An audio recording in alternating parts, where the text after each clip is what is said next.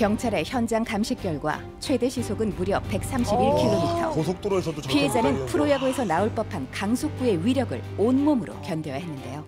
고속도로를 달리듯 질주했던 운전자.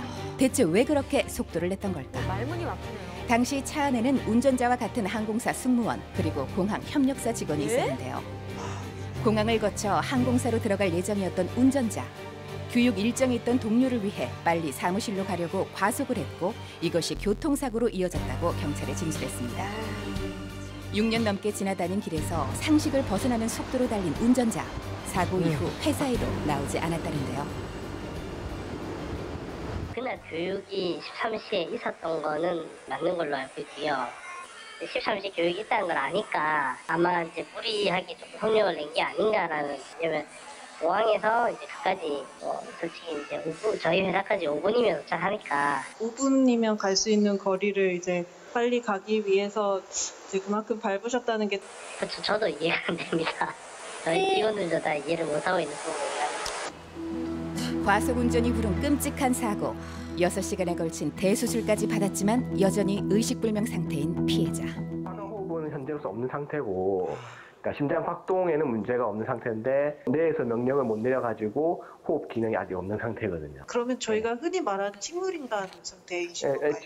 현재는 그런 상태고 뭐 향후에도 지속적으로 이렇게 식물인간 상태가 될 가능성이 현재에서는 제일 높을 것 같습니다. 바로 어제 법원은 운전자 정모 씨에 대한 구속영장을 발부했습니다. 하루가 멀다 하고 일어나는 과속운전으로 인한 사고들. 작년 한 해 동안만 무려 1,200만 건 가까이 발생한 데다 전체 교통법규 위반의 70%를 차지한다는데요. 과연 처벌은 적절하게 이루어지고 있는 걸까요? 속도 위반의 정도에 따라서 4만 원에서 13만 원 사이의 과태료가 부과되고요. 교통사고로 인한 사상의 결과가 발생했을 때는 5년 이하의 금고 또는 2천만 원 이하의 벌금이 부과되게 됩니다. 선진국의 법률 규정에 비해서 처벌 수위가 낮게 규정되어 있는 것이 사실이기 때문에 조속하게 교통사고로 인한 처벌 그리고 속도 위반에 대한 벌과금 내지 벌금 처벌의 수위를 많이 높여야 될 필요성이 있다고 생각됩니다.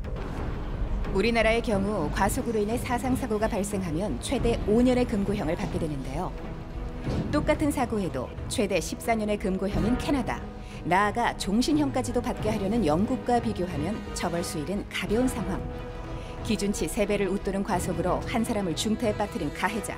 과연 처벌 수위는 어느 정도일까? 1km를 위반했다는 것은 차량을 운전해서 사고를 발생시켰을 때 사람이 죽더라도 어쩔 수 없다라고 이제 용인한 상태에서 운전을 했다고 봐도 무방하기 때문에 살인에 준해서 판결을 선고해야 된다고 생각됩니다.